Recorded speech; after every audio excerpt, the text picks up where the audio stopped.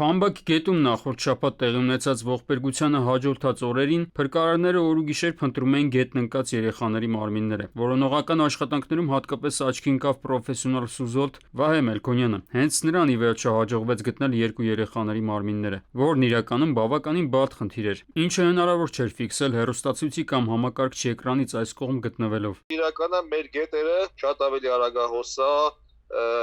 հունը շատ ավելի անհարթ է, այսինքն գնում ես կես մետրա, մեկ է ոտքդ խցում ես, երեք ես ոտքդ խցի, մի անգամից 2 մետր խորության մեջ գնացի, ամբողջ բոյովս մեկ, դեր եկա 2-3 մետր ջուր է գնում, այսինքն շատ մեծ ճնշում կա այդտեղ, հնարավոր չի պարզապես մեջը քայլել այդ գետերի մեջ, ով լեռնային գետերը երբևէ փորձել է անցնի, նա կհասկանա, որ այդ առաջի հայացքից նայելուց ուրիշ ձև է երևում, բայց իրականությունը լրիվ այլ է։ Հուշք ու հոսք ունեցող գետում չեն աշխատում նաև թթվածնի բալոնները։ Ըստ այդմ, սուզոլթը ջրի տակ է իջնում սեփական շնչառության պահոստի հաշվին, ինչն էականորեն բարդացնում է աշխատանքը։ Այս ամենը պահանջում է մեծ հմտություն ու մասնագիտական բարձր որակներ։ Մեր այինի ասեմ, որ մեր փրկարարների բավական հզոր լավ տղաներ ունենք,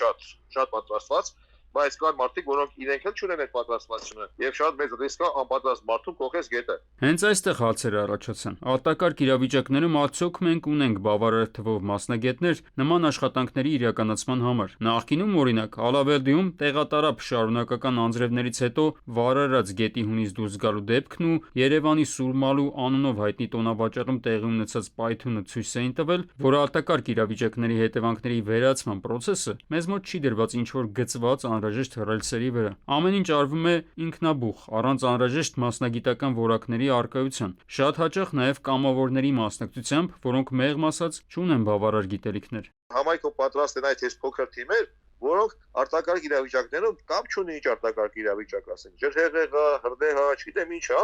կարողանան այդ համայնքից որոշակի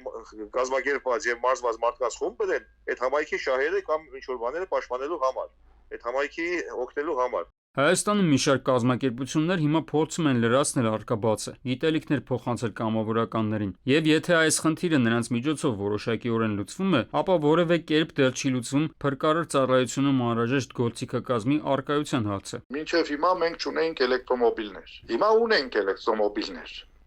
Արդյոք մեքենան եւ էլեկտրոմոբիլը նույն ձևով են հագցնելու։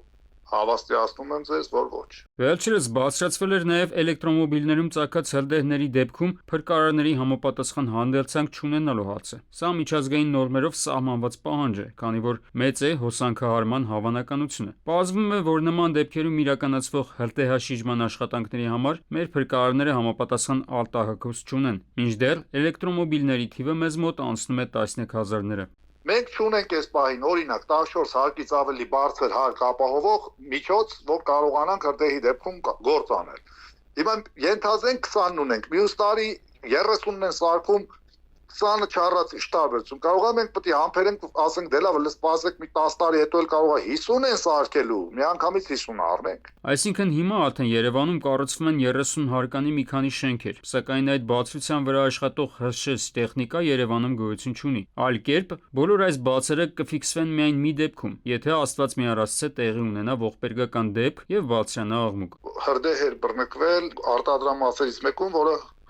գուբկա էր արտադրում, այսպես ասեմ, կենցաղային լեզվով։ Պարզվեց, որ այդ արտադրամասը պետք է հանգցվել լրիվ ուրիշ հեղուկով, որովհետև այնտեղ թունավոր նյութեր կային, որոնք ոչ թե թունավոր, այլ քիմիական նյութեր կային, որոնք ջրով չէր կարելի հանգցնել։ Պետական համակարգի ներկայացուցիչները հիմա ցանկացած ամբիոնից շատ են խոսում այս կամ այն ոլորտում գործունեությունը արևմտյան չափանիշներին համապատասխանեցնելու մասին։ Այդ դեպքում մնում է հիշեցնել, որ արտակարգ իրավիճակների կանխարգելման եւ դրանց հետևանքների վերացման հարցում արևմտյան փորձն ասում է, որ պետք է իրականացվի ռիսկերի գնահատում, որպեսզի դեպքը տեղի ունենալուց հետո կարողանաս արդյունավետ պայքարել դրա հետևանքների դեմ, այնինչը մեզ մոտ իսպառ բացակայում է։